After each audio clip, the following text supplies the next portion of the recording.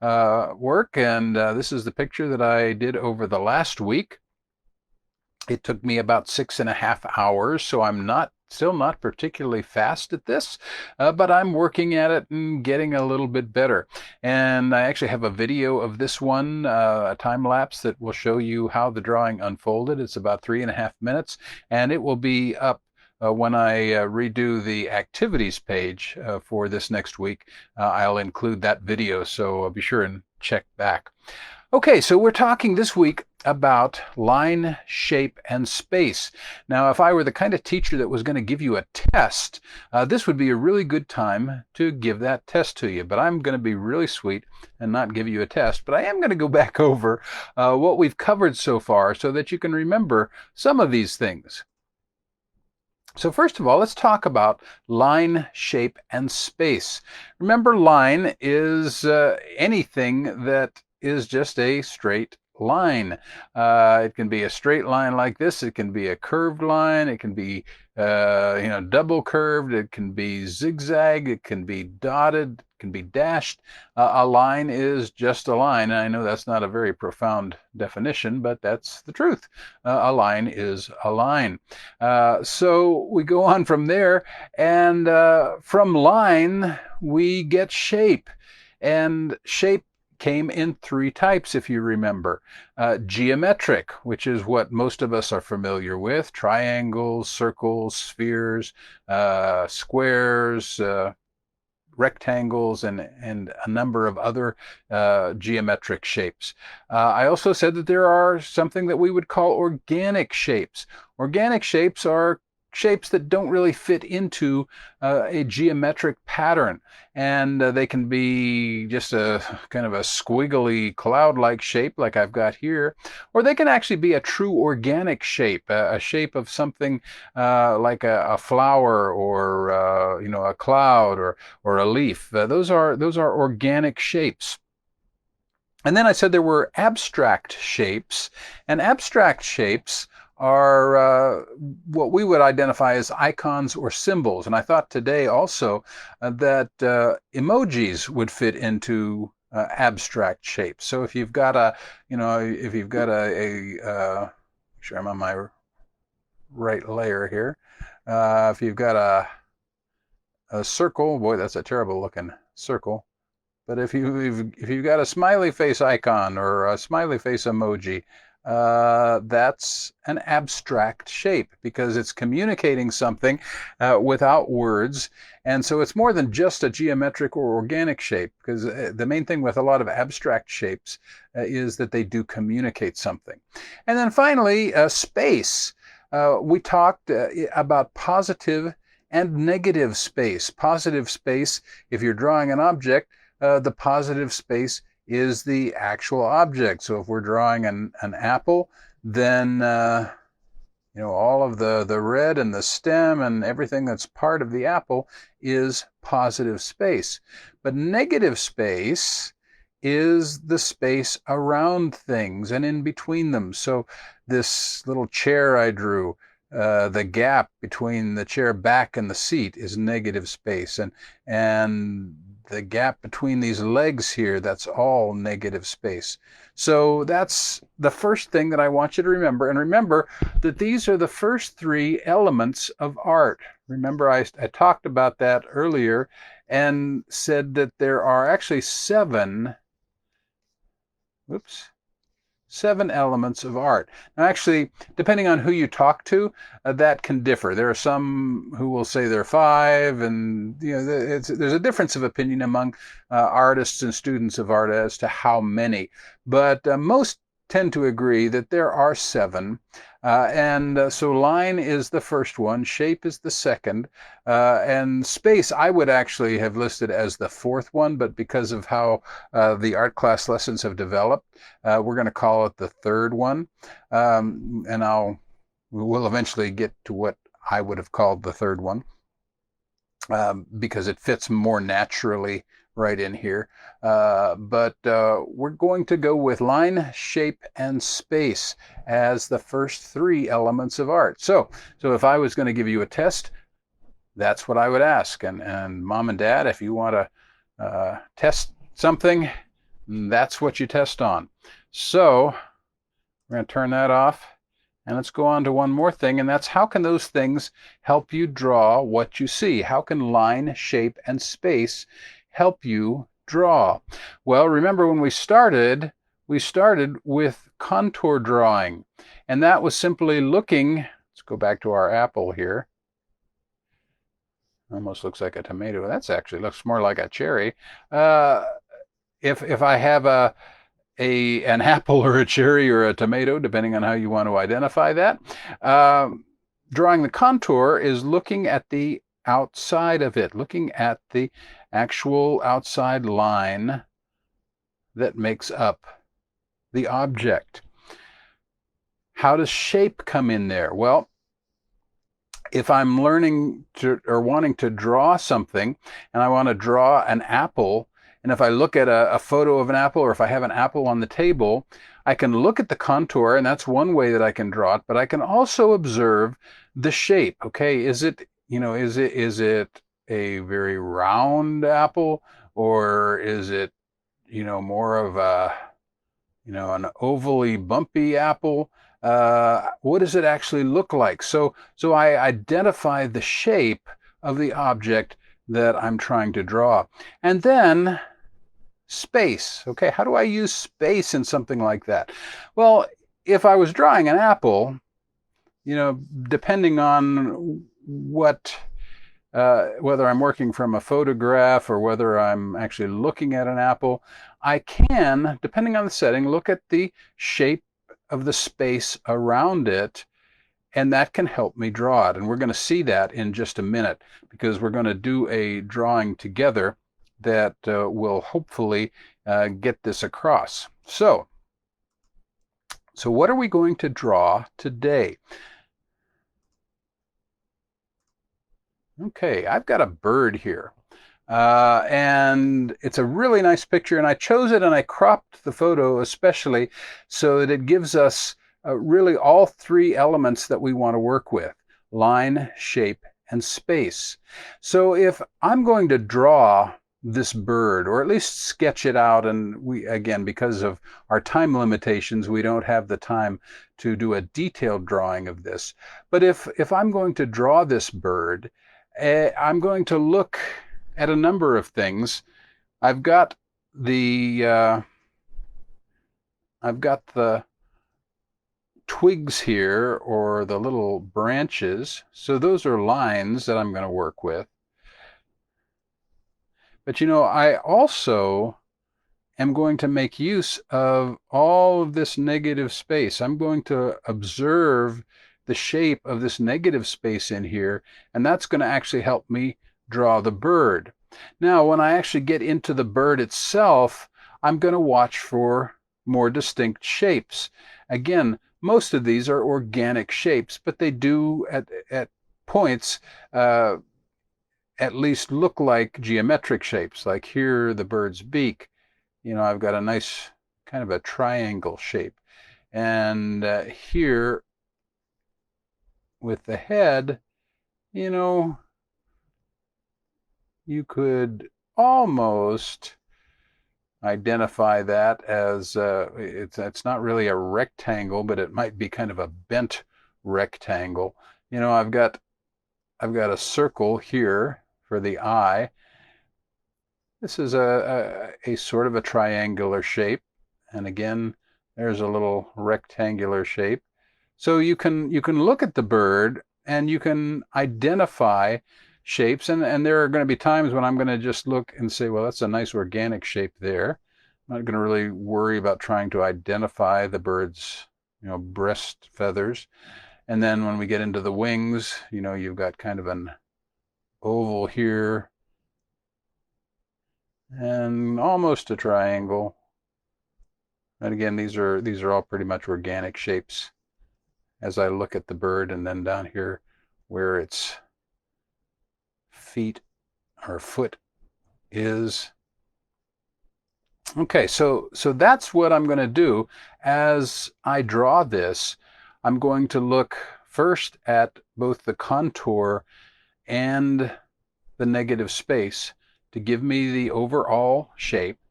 And then I'm going to come back in and identify the smaller shapes in the bird to help me define it a little bit better. Now, because I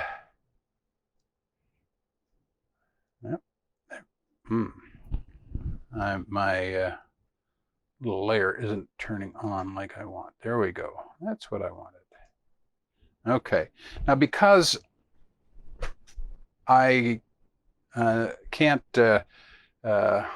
fill my whole screen with that picture, I've put a smaller version down here.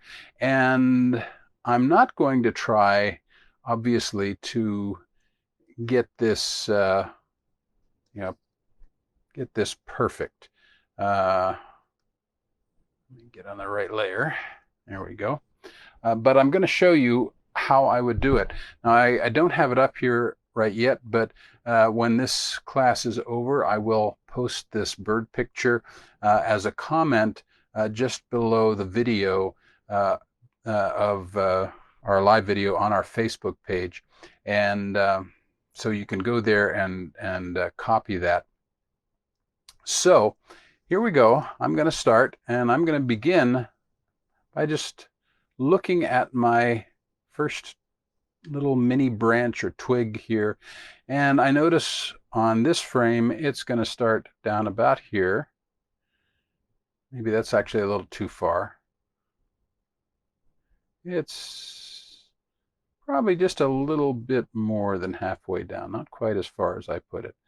And so then I'm going to just draw that line up here.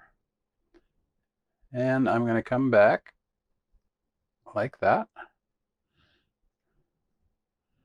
Okay, so I've got there's a nice triangle negative space there.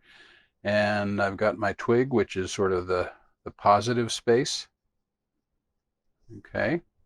Now, I'm going to come down here. This is just, again, almost not quite halfway between.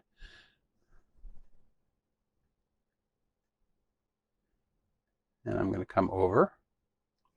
And this is where contour drawing and negative space drawing kind of blend together, because I'm looking both at the contour of the bird, its tail feathers, and I'm looking at the negative space. So I'm really working with both at the same time.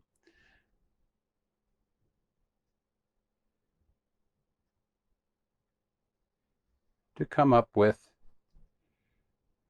that. Now, as I look at that, I kind of probably cut the tail feathers short a little bit. And I made them a little bit too pointy, so let me go back and lengthen that. But that's not bad. Okay, so now I'm going to do this little section here. So I'm going to start up here. I come over.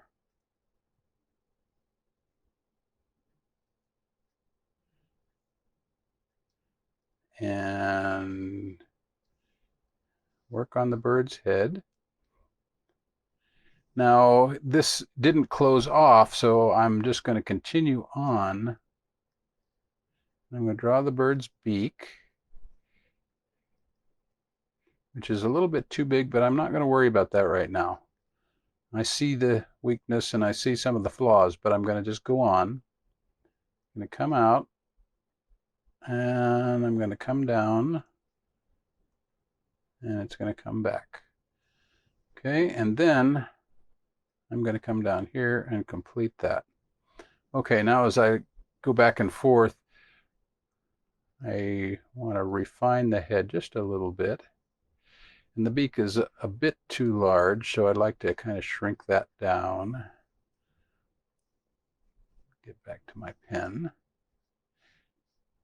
And this is why you want to keep on your very first drawing, you want to draw lightly. I'm drawing heavy here, one, because it's digital and I can erase it easily, and two, because I want you to be able to see it, and I'm not sure how you're going to be viewing this. So the other thing here is, because I have it shrunk down so much, I don't see quite as much of the detail as I did in the larger version, so it's a little more difficult for me to get it exactly the way I want it. But I just want to give you the feel for what we're doing, so you can do this later on your own. Okay, so, and then we've got the feet down here, and they kind of come around like that. Okay, now if I'm looking here, I'm going to see it's going to come around like that and down. Okay, actually that eye is a little too far forward. Let me take that back out. Let's move it back just a little bit. Okay, I'm going to just draw this shape in here. It's going to start right at the back of the beak and come in, and then there's another shape right below it. It's not going to go all the way to the front. And then there's another shape here. And it's going to come down and be like that. Then this is going to come about like this. And the head actually, the feathers on the head kind of are a little bit sharper down there. Okay. There's sort of a bluish area here that kind of comes out. I'm starting to sketch a little bit more than draw. Okay, here, these feathers are going to come here. And then these feathers are going to come down here. And I'm not trying right now to draw in detail. I'm just throwing them in there. Okay, so I come back here, gonna draw that out. And I'm just doing a little scratchy coloring. That's a nice technical term for you. Doing a little scratchy coloring here. And there's our bird. And you can go on from there.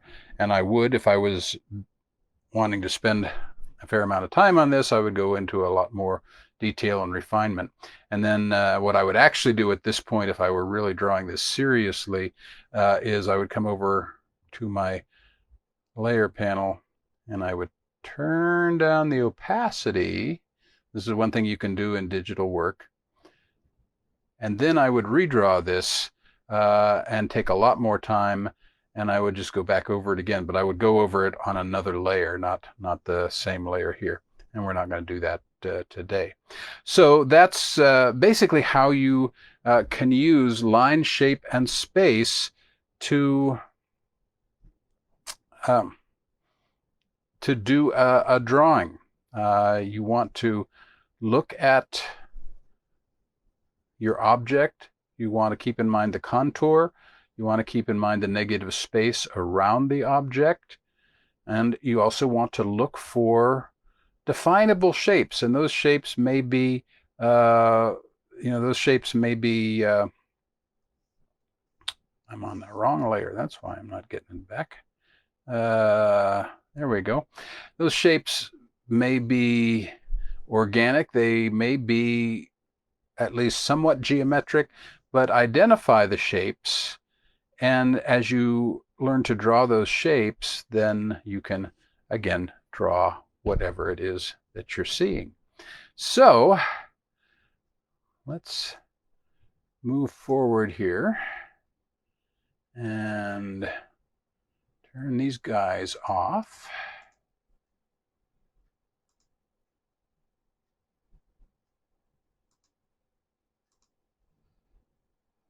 Oops.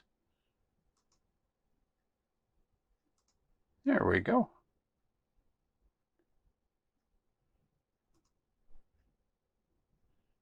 And I'm going to see if I can scoot this over here just a bit. There we go. All right. I thought today I would do something that kind of uses shape to communicate. This is a chalk drawing I haven't done a lot in recent years, but it was one I would do a lot at summer camps. when I was, whoops, that's the wrong brush. Let's get it on the right brush. There we go. This is something I would do at summer camps a lot when I used to do summer camps. I haven't done one in a long, long time.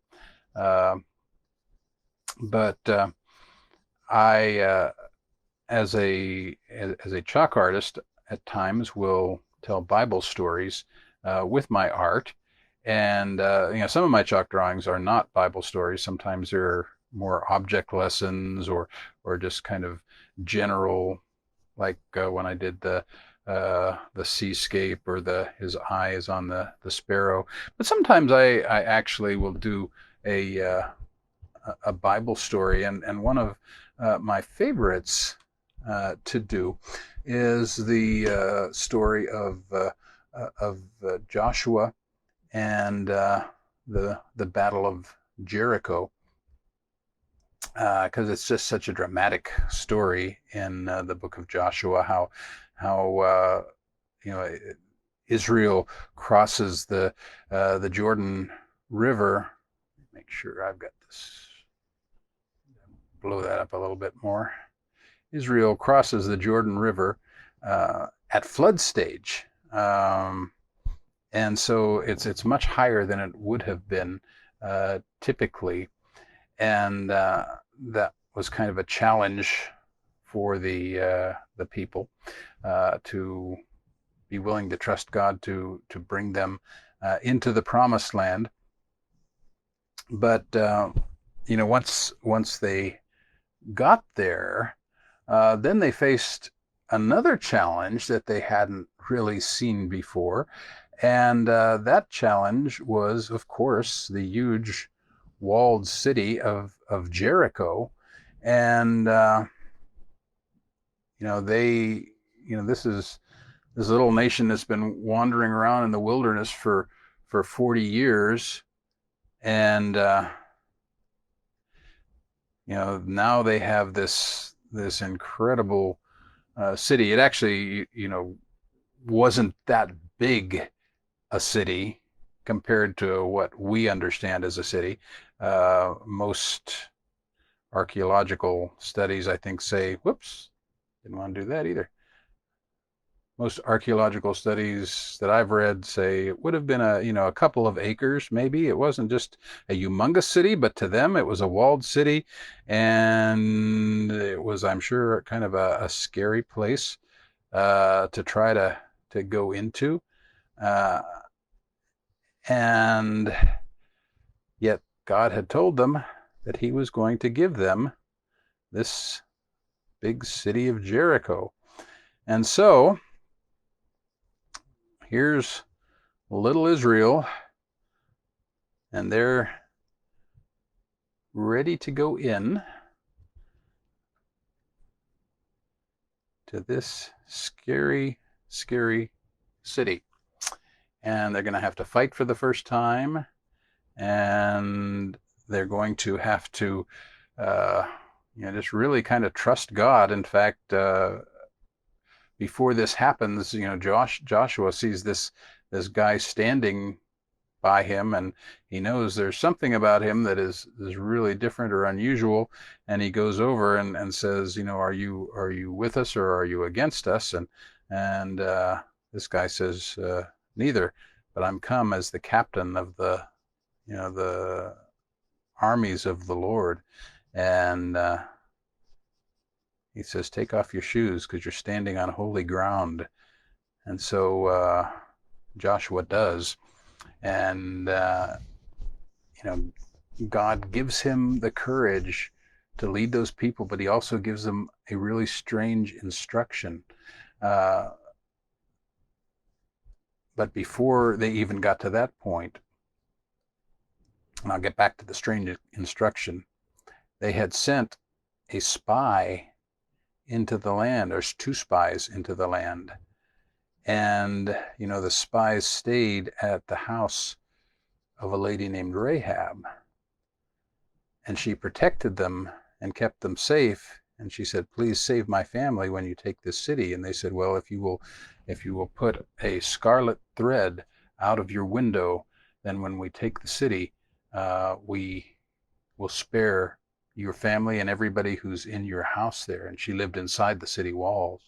So God gave them some really strange instructions. He told them to march around the city 7 times.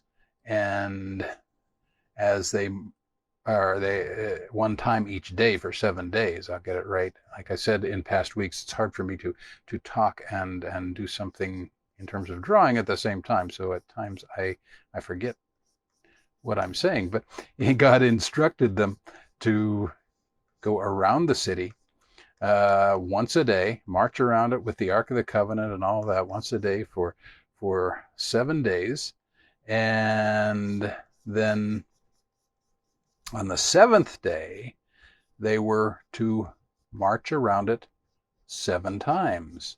And on that seventh time, they were supposed to blow their trumpets.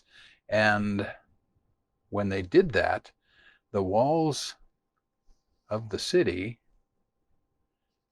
began to collapse.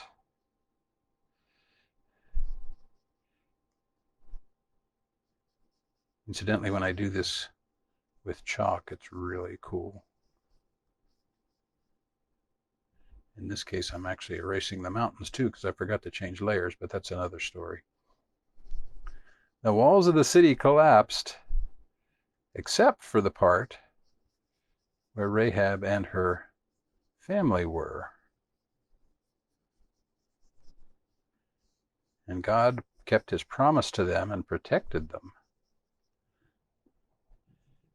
And it was also a lesson to you and me,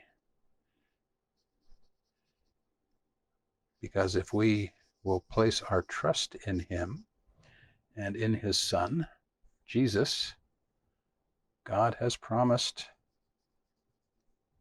to save us and to give us that eternal life. Well, we're out of time. And I hope you have enjoyed this. Remember, line, shape, and space. They're not only the elements of art, but they're also things that can help you draw what you see. Next week, we're not going to go into the next part of art class, which would be the third DVD or the third volume if you're using the downloads. We're going to just have a special drawing class. I don't know what we're going to draw, but we're going to draw something together.